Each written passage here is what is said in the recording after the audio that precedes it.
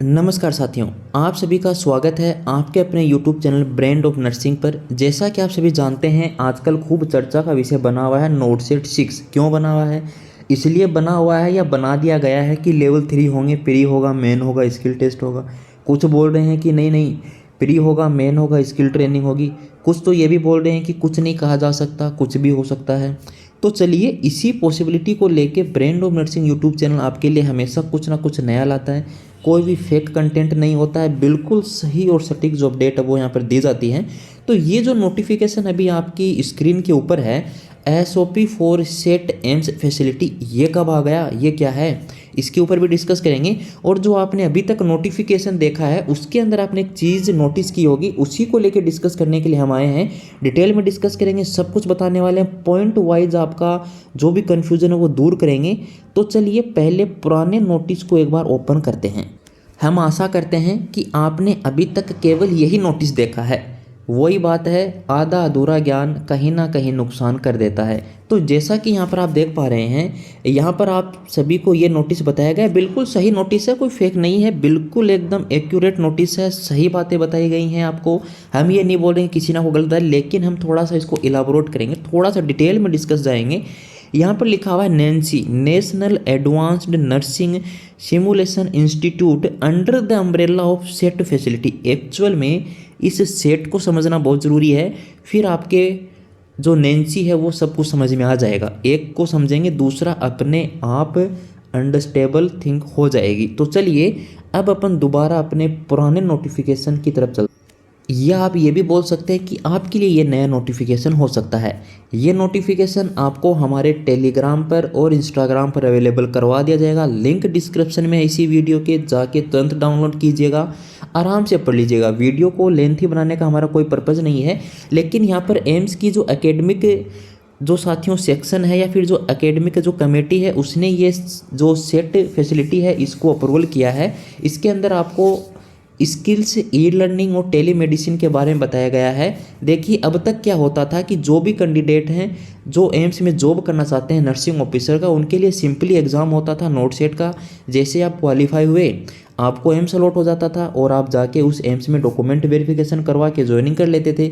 लेकिन अब ये बोला जा रहा है जो नोट सेट 6 को लेके कि प्री मेन के बाद आपका डॉक्यूमेंट वेरिफिकेशन और ज्वाइनिंग होती थी, लेकिन अब ये बोला जा रहा है कि अब स्किल टेस्ट भी होगा। लेकिन एक्चुअल में ऐसा नहीं है। बिल्कुल आपने सही सुना, एक्चुअल में ऐसा नहीं होगा। Skill test AIIMS NORCET 6 के कैंडिडेट के लिए नहीं होने वाला है। बिल्कुल, तो क्या होने वाला है?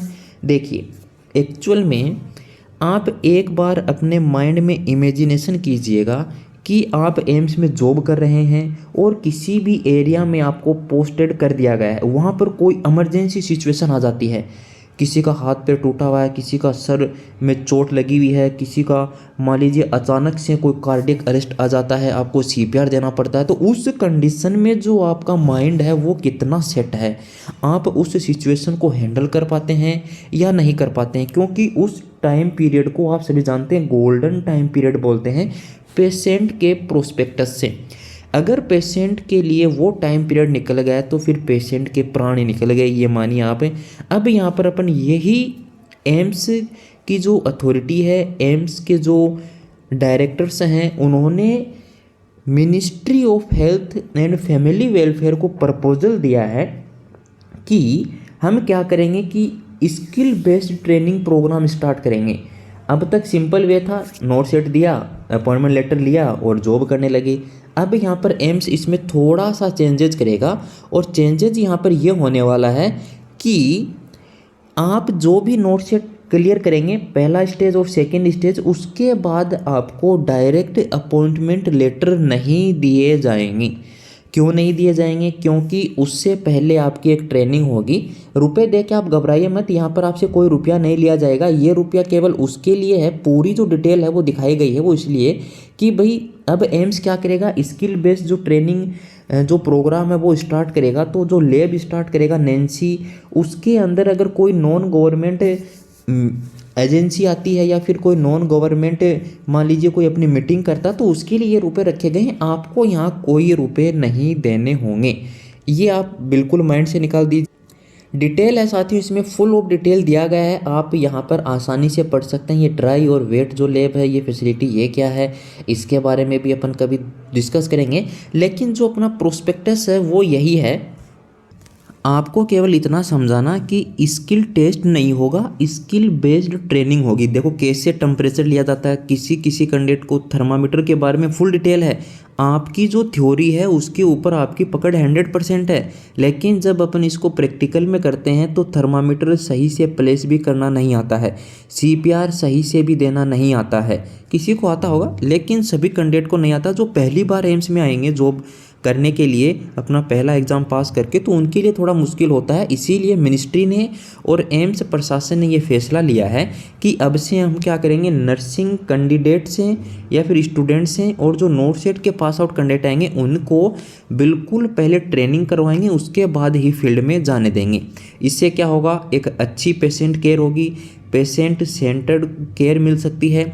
एम्स का जो विजन है 2030, उसको यहाँ पर एक जोरदार स्ट्रोंगनेस बूम या बूस्टर के रूप में इस नैन्सी इंस्टीट्यूट को देखा जा रहा है।